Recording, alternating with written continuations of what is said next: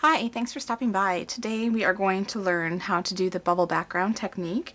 And here's my sample card here, and you can see here this paper here has kind of a nice look to it. This is the bubble background.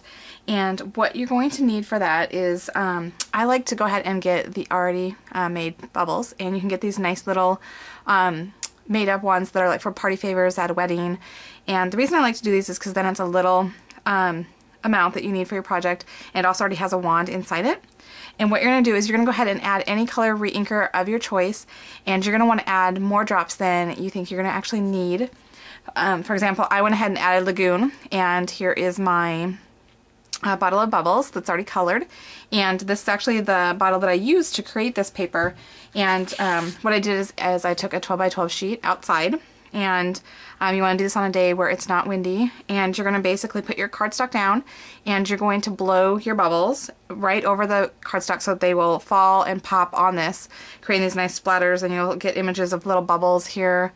And it's a really fun technique. You can do just one color like I've done here, or you can add multiple colors to get kind of a different effect.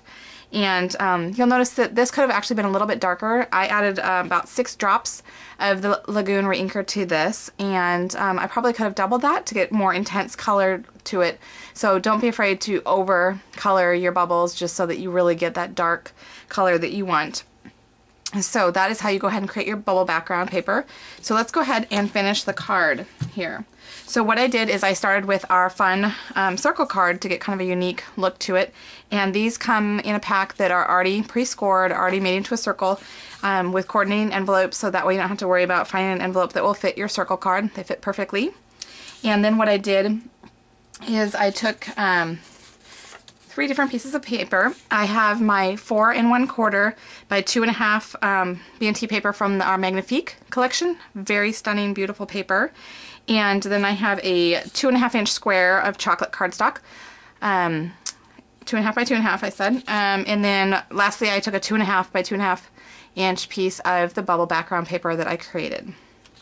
So the best thing that you can do is go ahead and put adhesive on the entire front of your card, and then you're going to want to go ahead and piece together. You're not going to be able to put it flush on there to the edge, because if you look at that, you don't have enough of the height to cover that whole thing. So you're going to want to kind of slide it over until the 2 ends cover up. So obviously you're going to have a section where you're going to need to cut around it. So you're going to just go ahead and do that. You're going to piece that together just like so. And then I've already done that, because once you're all done, then you'll need to go ahead and take a piece of scissors and cut around the back to go ahead and get that nice circle formation. And then what I did is I simply took our chocolate ink and our foam tool, and I sponged around the edge to kind of smooth out any imperfections that I might have had in my cutting. And then we're going to go ahead and taking our very adorable Bunny Love stamp set here. I thought it worked perfectly because there's this cute little bunny here blowing bubbles. And we're going to go ahead and take him and a piece of our bamboo cardstock. We're going to ink it up in the chocolate ink. We're going to go ahead and stamp him. And then real quick, I'm going to take our watercolor pencils and just color in by his ears and by his cheeks, just to give a little bit more definition to him. And then you're going to go ahead and take our 2-inch scallop circle punch, and you're going to go ahead and cut around him. And I'm just going to need to cut a little bit off this paper just to go ahead and get a better representation of the bunny. You're going to look through the bottom here, and then you're going to go ahead and punch it.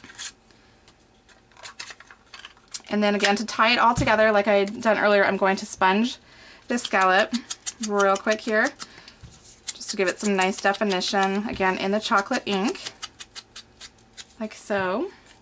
And then I'm going to take my sentiment here, this Somebody Loves You, really cute, and again inking it up in the chocolate ink, and I'm going to stamp it here on our bubble background piece, like so.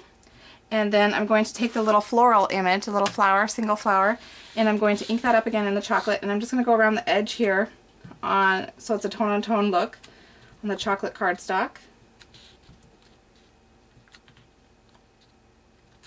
Okay, and then I'm going to get a couple pieces of our foam tape so that I can pop it up, give it some dimension.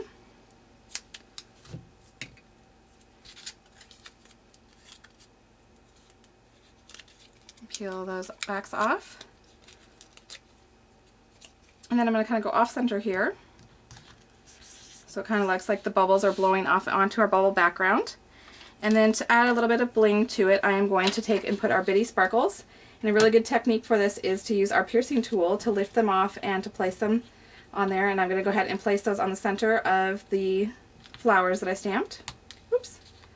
And they're so small that they jump right off, which is why it's great to use this piercing tool to help you.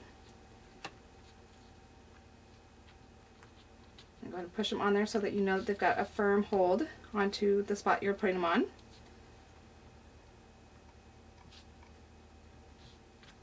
And our final one.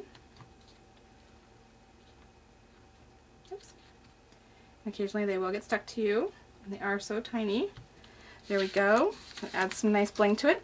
And then to finish it off, to make the bubbles stand out more on the little bunny here, I'm going to go ahead and take our Stardust Glitz Glitter Gel, and I'm going to fill in the little bubbles. So it adds a little bit of sparkle, a little bit of iridescent look to it, like true bubbles would look.